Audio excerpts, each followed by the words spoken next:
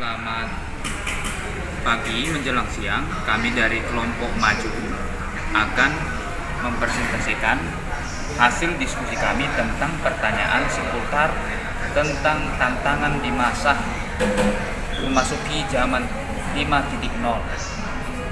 Yang pertama, tantangan apa saja yang akan dihadapi oleh peserta didik di masa yang akan datang dan sangat berbeda dengan masa lampau.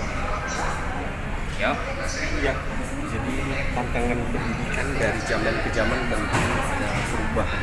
Bukan berarti masa lampau itu salah, tapi karena zaman berubah maka tantangan berbeda. Di masa yang akan datang, peserta didik mengalami perubahan teknologi yang semakin cepat dan itu dituntut juga untuk mereka harus berubah juga semakin cepat. Peserta didik tertantang untuk lebih meningkatkan kualitas didik dari berbagai sumber. Yang dulu barangkali sumbernya hanya dari guru adalah sentral. Hari ini sumber guru hanya sebagai fasilitator, sumber adalah semuanya. Nah, baik, yang kedua Pak, apakah cara belajar tradisional dengan pola guru ceramah saja di depan kelas, peserta didik diberi PR atau mungkin ulangan atau mungkin ujian saja, seperti yang terdapat di dalam halaman website bit.ly COVID-PJJ, cukup untuk menghadapi tantangan masa depan? Nah, mari kita bandingkan Pak dengan cara belajar yang dilakukan oleh Vicky Naki, Putra Aji Adari, atau mungkin Garudin yang notabene merupakan tukang las rumahan dari Bone perakit helikopter. Bagaimana kira-kira ini Pak? Tentu Pak, tidak cukup untuk menghadapi tantangan masa depan jika hanya belajar di kelas yang bersumber dari guru semata, yang sifatnya searah dan memiliki tingkat kedalaman informasi sempit atau hanya di dalam buku yang ada di sekolah itu.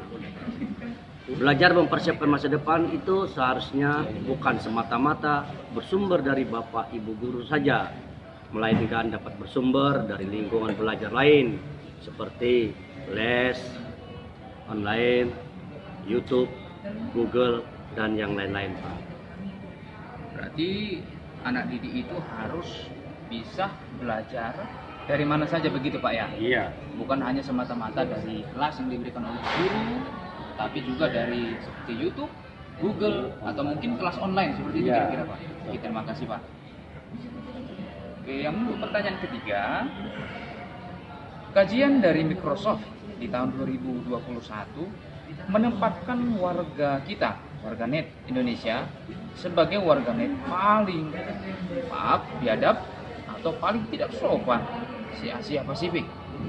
Nah, di manakah kira-kira peran lembaga pendidikan dalam hal ini? Bagaimana kira-kira ini Pak? Iya, jadi melihat kajian daripada Microsoft tentang warganet yang kurang sopan, saya kira itu ada benarnya bahwa barangkali masyarakat terbuai dan belum siap dengan perkembangan teknologi yang begitu pesat sehingga belum bisa dimanfaatkan dengan baik dan tepat. Kemudian bagaimana peran pendidikan di sini? Maka pendidikan karakter sekali lagi penting.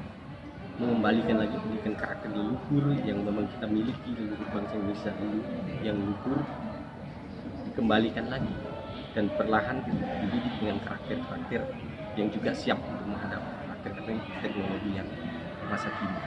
Saya kira itu. Oh, dalam hal ini berarti Pak, peran pendidik di sini sudah ada begitu ya Pak ya? Sudah ada. Hanya saja tidak adanya kolaborasi antara lingkungan-lingkungan tertentu yang dimana notabene seperti lingkungan masyarakat, lingkungan dari keluarga mungkin yang paling utama ya Pak ya? Ya, di sini peran lembaga pendidikan jelas sudah untuk memberikan pendidik karakter. Sudah ada usaha, Tetapi tidak cukup hanya dari sekolah saja.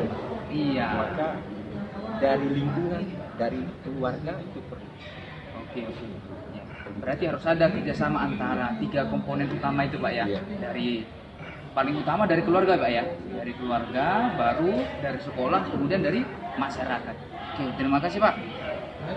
Pertanyaan yang terakhir, jika cara tradisional tidak cukup, apa saja yang harus dilakukan oleh para pendidik dalam menyiapkan peserta didik menghadapi tantangan masyarakat di abad 5.0. Nah, bagaimana kira-kira ini Pak?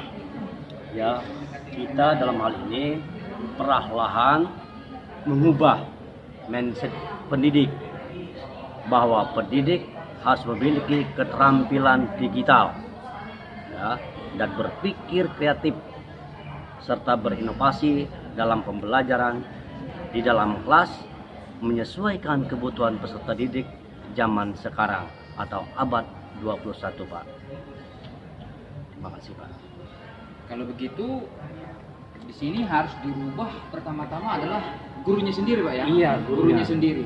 Nggak mungkin kita berusaha untuk mengubah mindset atau pola pikir Siswa. pandangan dari siswa itu sementara kita sendiri pun belum berubah gitu Pak ya? Iya. Oke Pak, terima kasih Pak. Demikian hasil diskusi dari kelompok maju. Terima kasih.